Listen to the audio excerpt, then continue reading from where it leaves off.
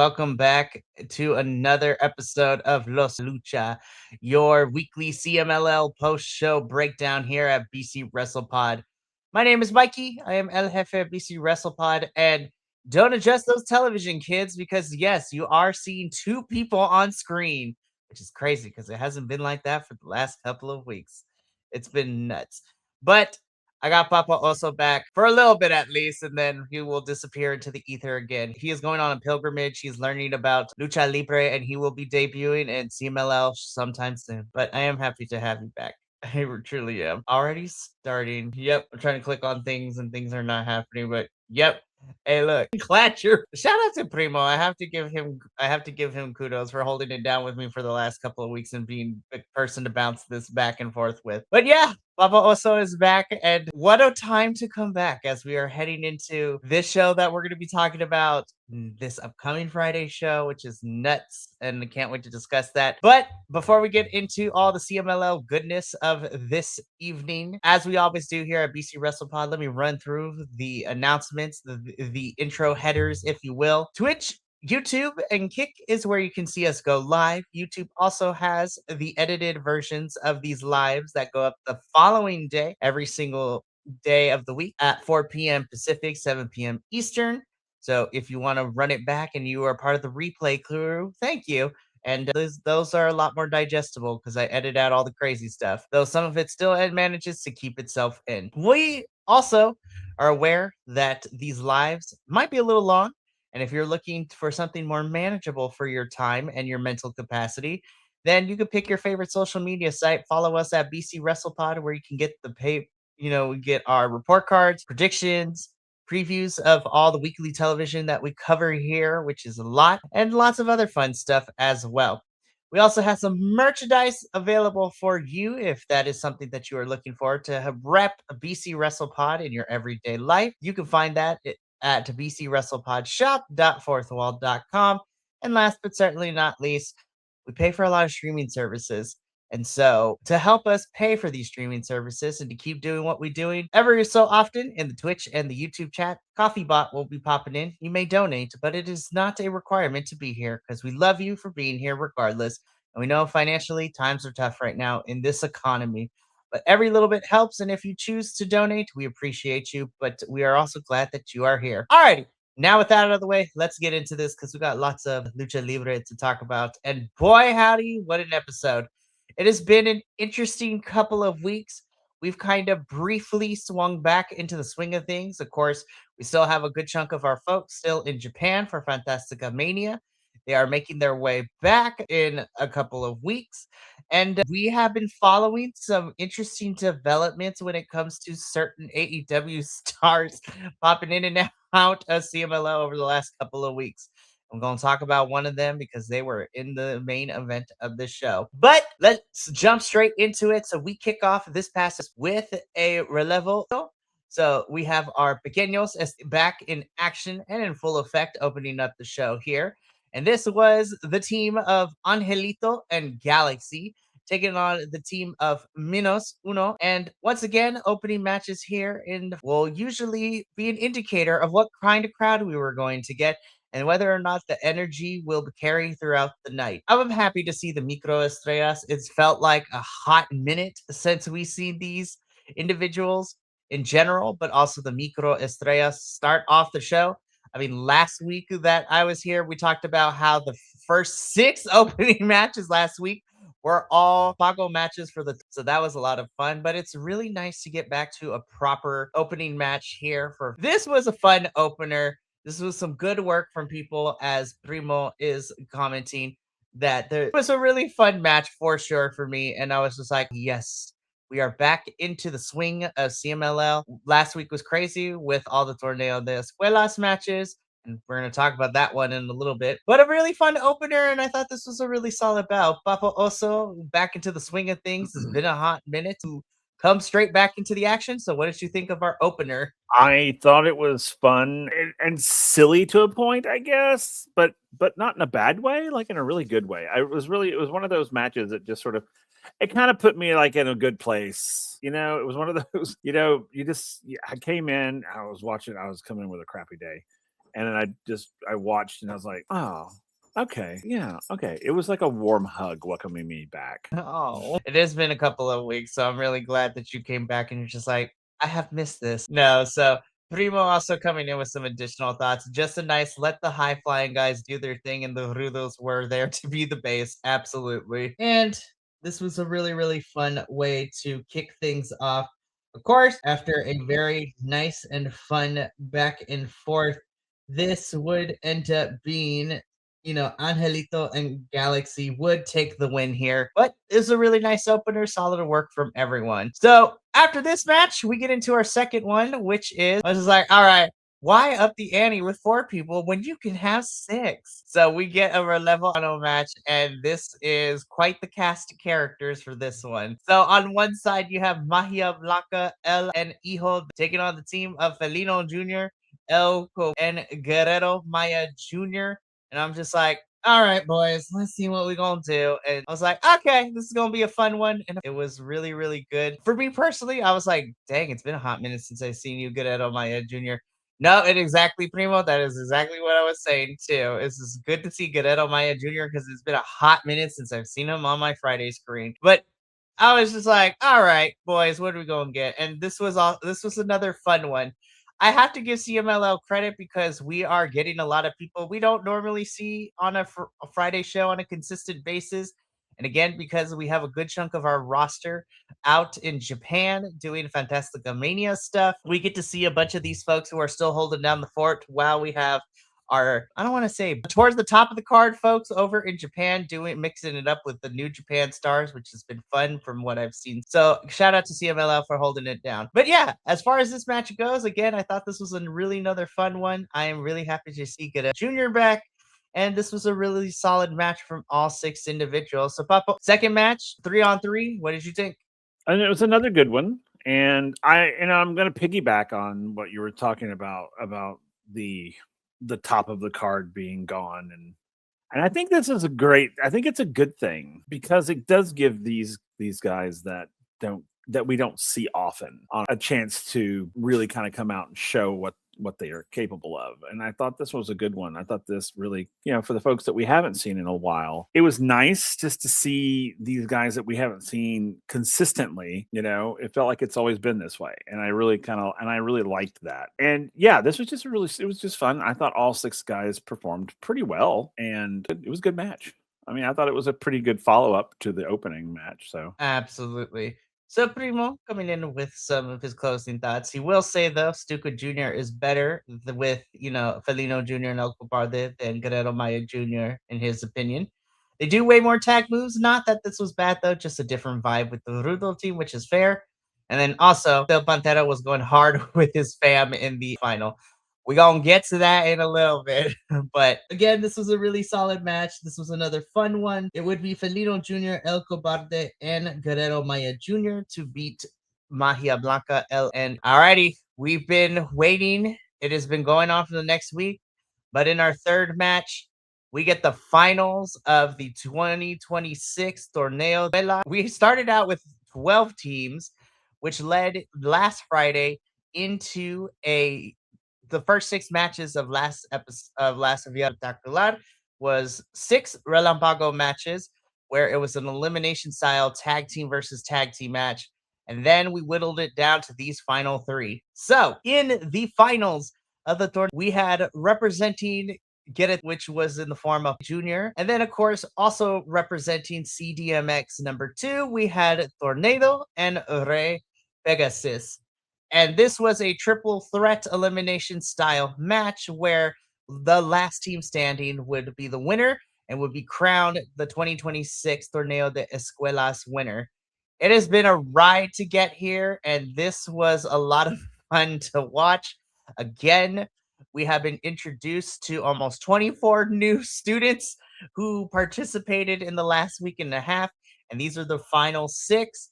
And my goodness, I had a blast with this one again because these are the new CMLL kids representing their schools. A lot of them having come from Some people, if I remember correctly, I know especially Estudiante Jr. and come from, it was really fun to see for sure. No, I agree with you, Primo. I think last year's was a lot crazier, but it was still really fun this year. And yes, compared to last year, the elimination style to get to where we were for this match definitely helped out.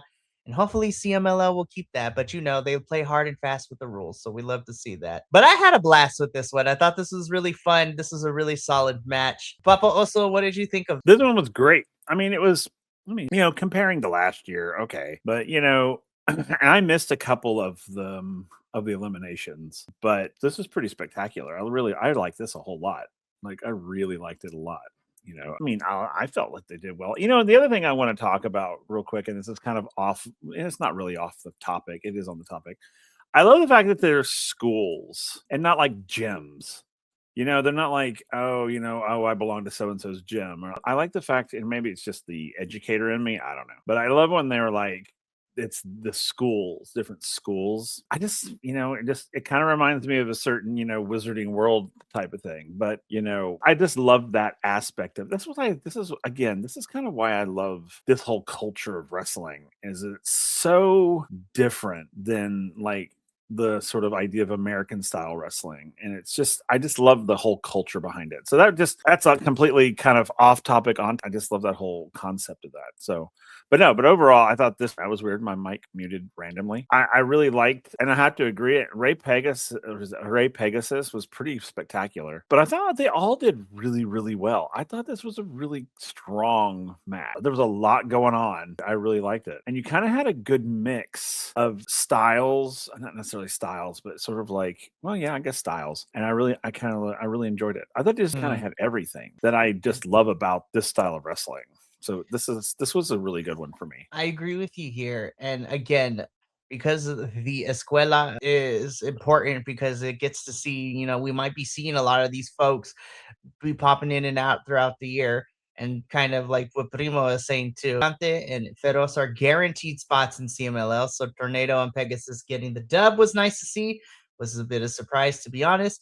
And Estudiante Jr. especially is ready to go right now, in my opinion. Yeah, this big beefy man in the middle right here, Estudiante Jr. I was just like, oh, Ultimo Guerrero's fingerprints are all over it, and I cannot wait. I was like, you are a big man, and I appreciate it. This is great. Oh, and just to give some info, thank you, Primo, because there wasn't from left to right in the picture. So, you know, Pantera Jr. and Psychotic, their teacher is Ultimo Guerrero, is the teacher for Estudiante Jr. and Feroz. And then Magia Blanca is the teacher of our winners, Tornado and Ray Pegasus. So really good stuff. I was really happy to see Ray Cometa's kids make it this far in the tournament too. Like it was great. This was a lot of fun. I'm sad that Torneo de Escuelas is over, but I'm looking forward to next year's already. All right, let's get into this because we got a number one contenders match.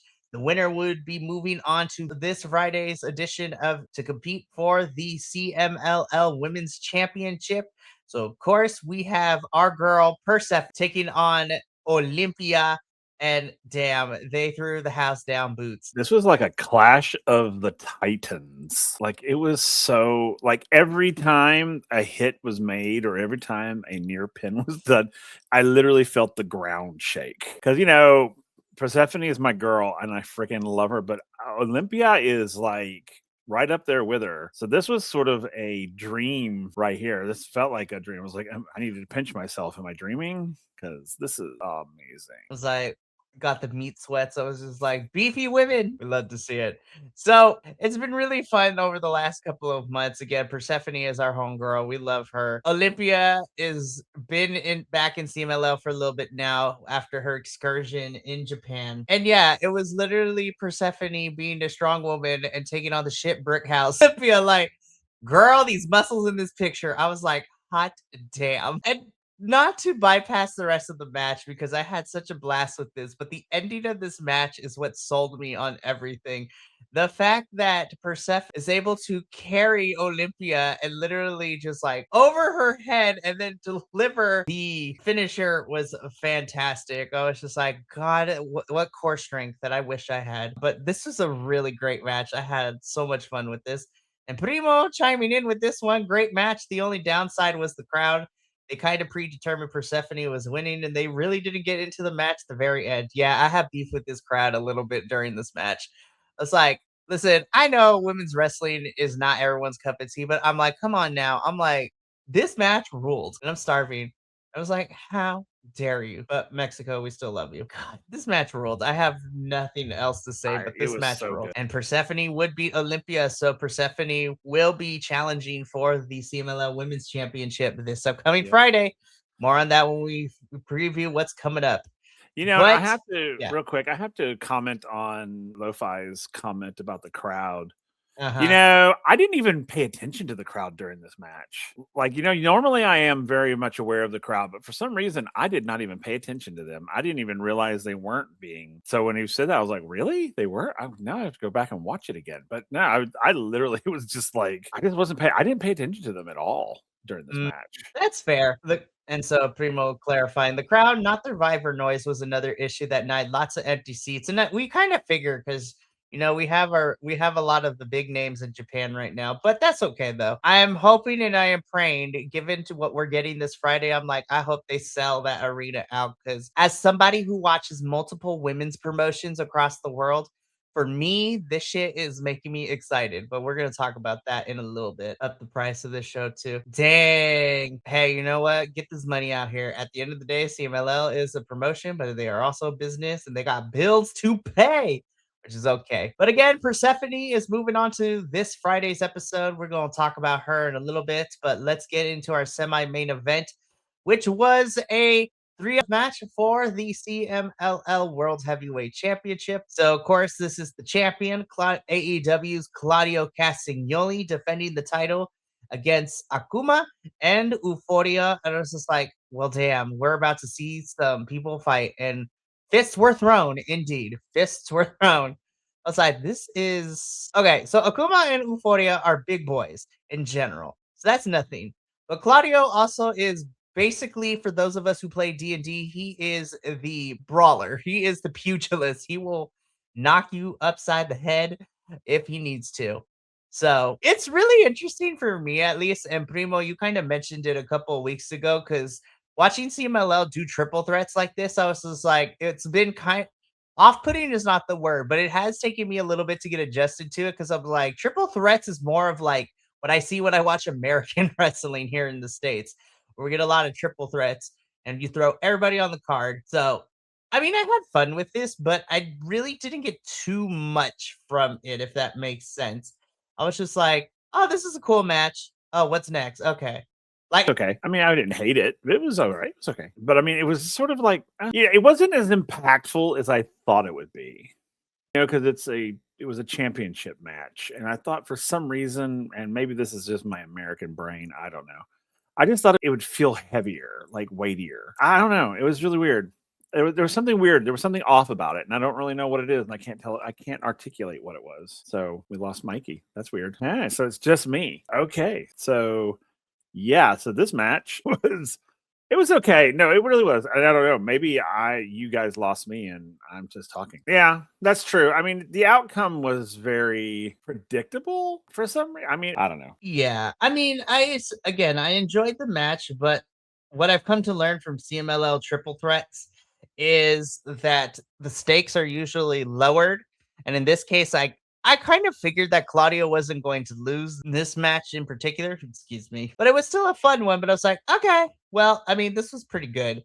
So Claudio Castagnoli retains the CMLL World Heavyweight Championship, and we'll see just much longer he's going to hold it too. So, alrighty. So before we get into our main event of this is kind of the last call, if you will, so to speak. If you are looking to follow us across any of the social media platforms, you can click the link in the chat now. We also have our store with our merch that you can also check out as well. So you can explore that while we get into our main event. So, two men with glorious long hair entered the arena.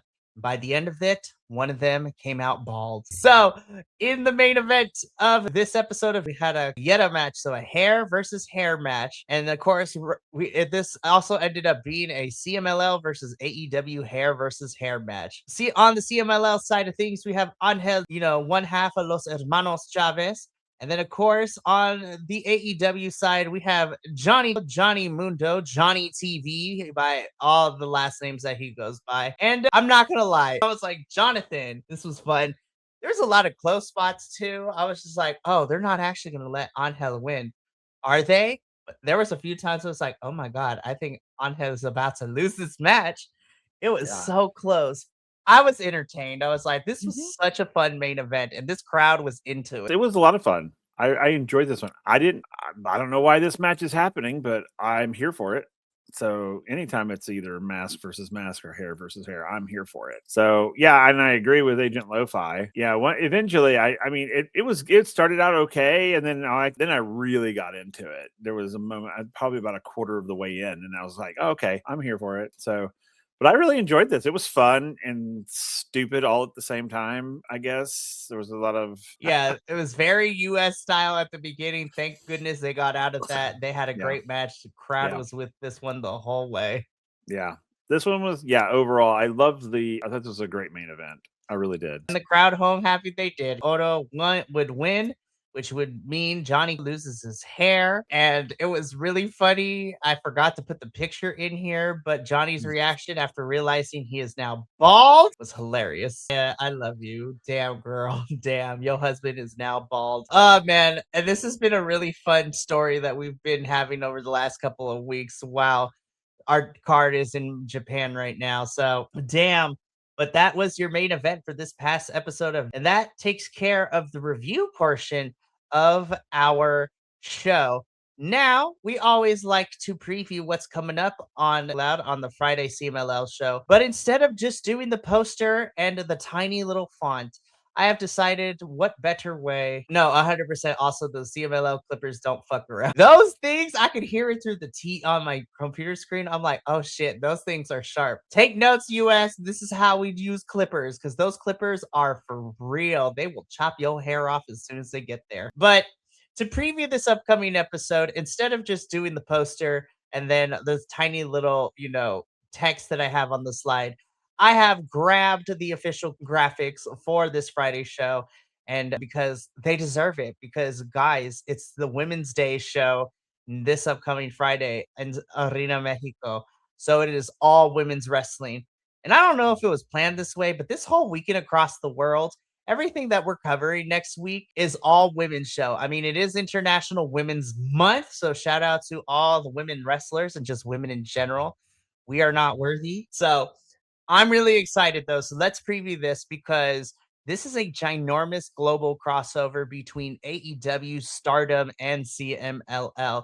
So we're getting some of our girls from the US, we're getting some girls from Japan, and of course, representing our home turf of Mexico is the CMLL squad. So let's get into this, shall we? Because there is a lot of matches, and I am excited for this one. I'm like, are we watching a pay per view? Because there's like 7 to 8 matches on this card. It's like, oh, I cannot wait. But to kick things off, we do have a championship match. So this is for the National Tag Team Championships. And so this sees our champions, our girls, Kita and Scotty, who it's been a hot minute since I've seen Scotty. I've missed you. And they are taking on the challengers of Metallica and Con. So this should be a really, really fun match. So the National Women's Tag Team Championships are on the line. But don't touch that dial because we got some other fun stuff too. Because we are also getting a mano a mano match, so one-on-one. And this is touted as CMLL versus Stardom.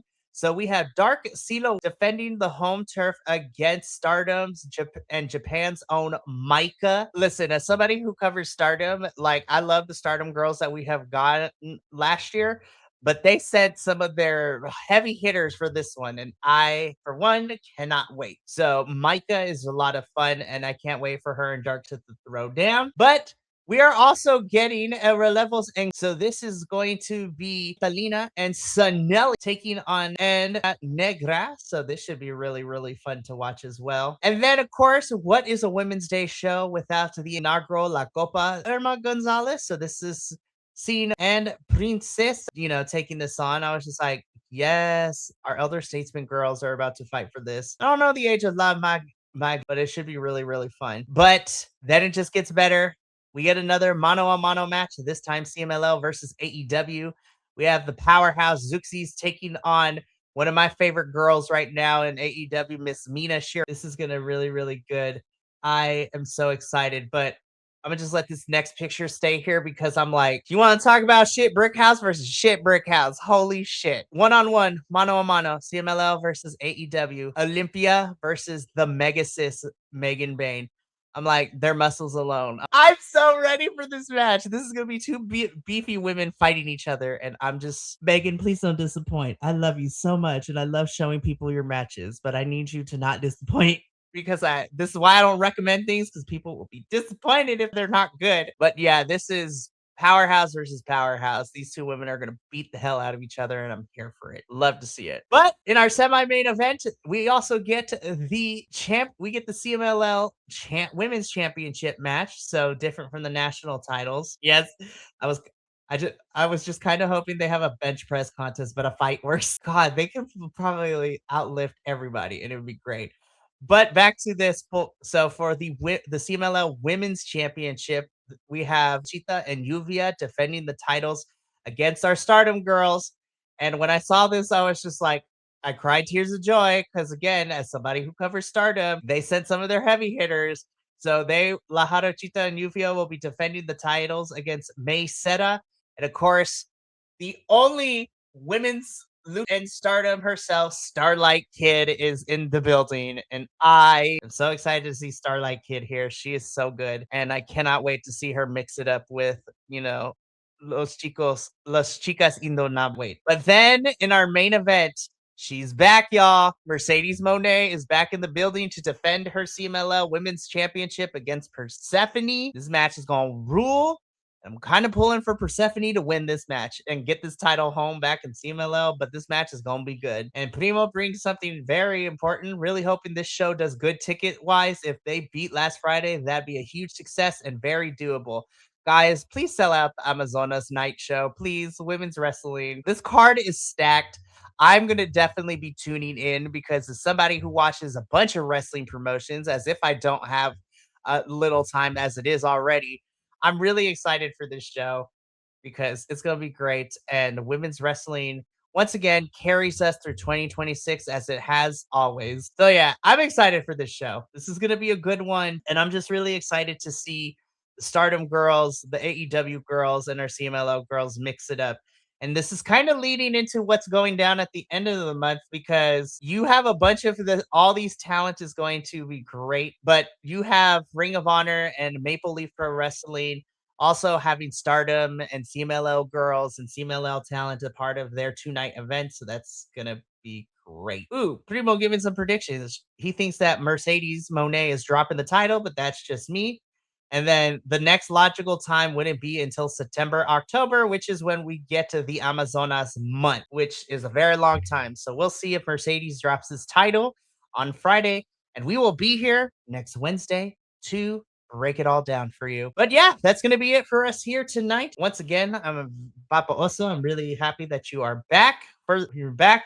And I cannot wait to, cover the Amazonas night show with you next Wednesday. We have one more thing happening this week. Of course, this Friday, we have our TNA post show in which we're going to talk about TNA and continue to question the decisions that they make in terms of booking. But it's going to be fun. I really do enjoy hanging out with my peeps on Friday, and it's always a fun way to start the weekend.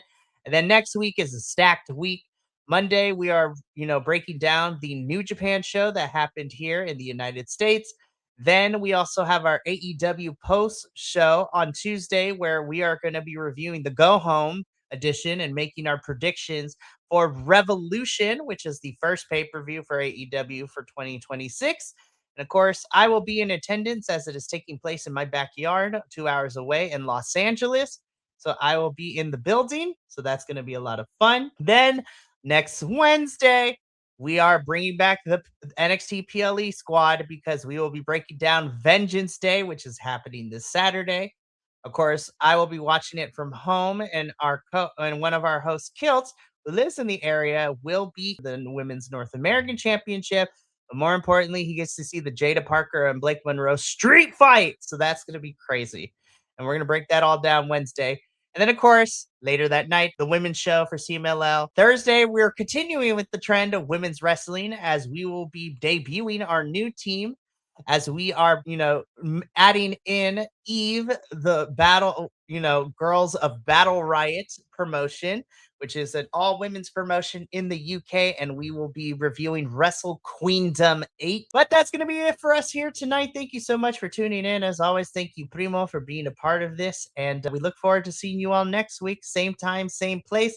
But until then, remember, take care of yourself, love one another, stay biconic, and more importantly than anything, you always deserve to finish your story. We'll see you Friday for TNA. But until then, and until next time, peace. Thank you so much for tuning in to another Vibe Tribe production. What's gonna happen next time? Well, you're gonna have to tune in to find out. But until then, remember, take care of yourself, love one another, and as always, make sure that you keep the good times rolling.